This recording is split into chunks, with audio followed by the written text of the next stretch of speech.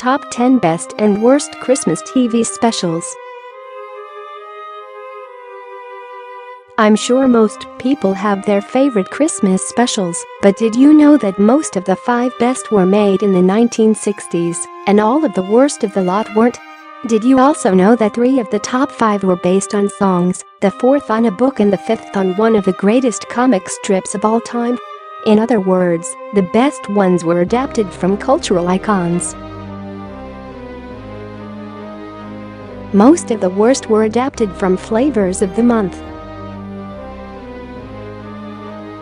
Please note that this list covers only TV specials, not movies.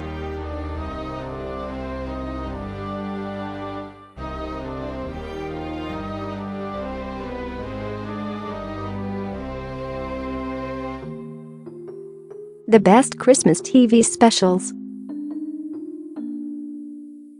10 Santa Claus is Coming to Town 1970. A special built around a beloved Christmas song, written by J. Fed Coots and Haven Gillespie and first performed on The Eddie Cantor Show. This stop-motion show starred Fred Astaire as the narrator and Mickey Rooney as Kris Kringle's Santa Claus.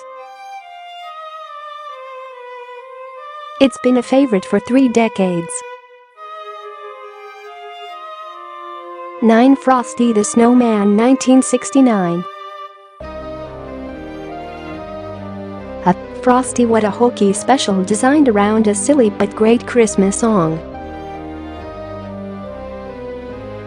Yet, this lovable special actually works and has become a perennial favorite.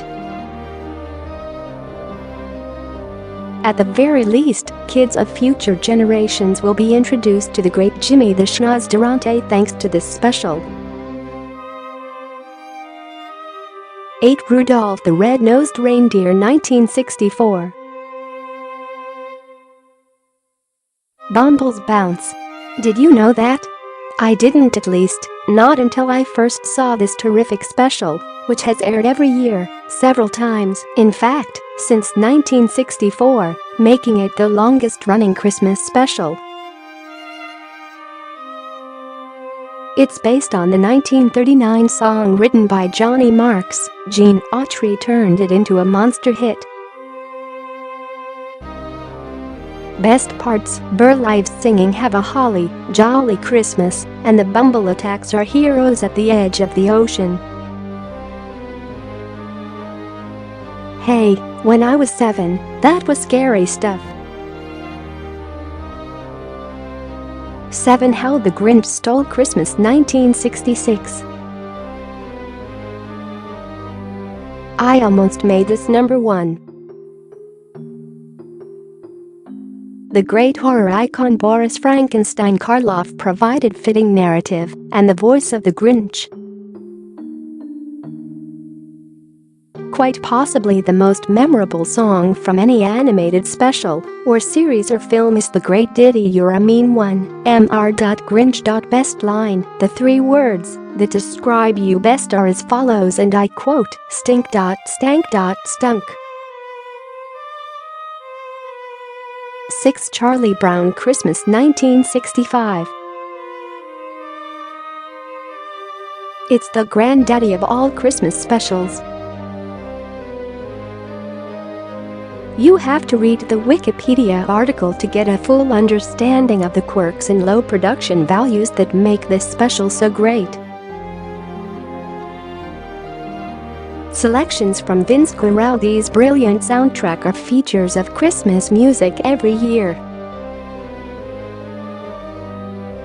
And yes, the pinnacle is Linus reciting Luke chapter 2 as being the real meaning of Christmas. The worst Christmas TV specials. 5 I Want a Dog for Christmas, Charlie Brown 2004.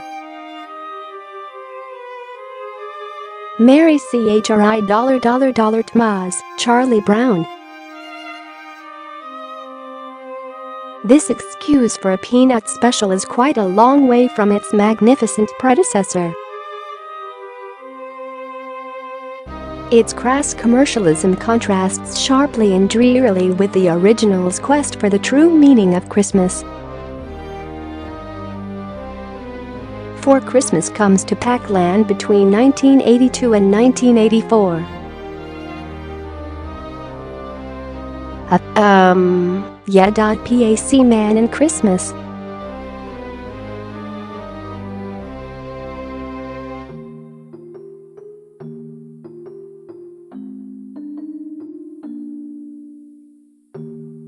Three Pee-wee's Playhouse Christmas Special 1988. Never mind the sordid off-camera antics of Paul Pee-wee Rubens, this special has enough problems.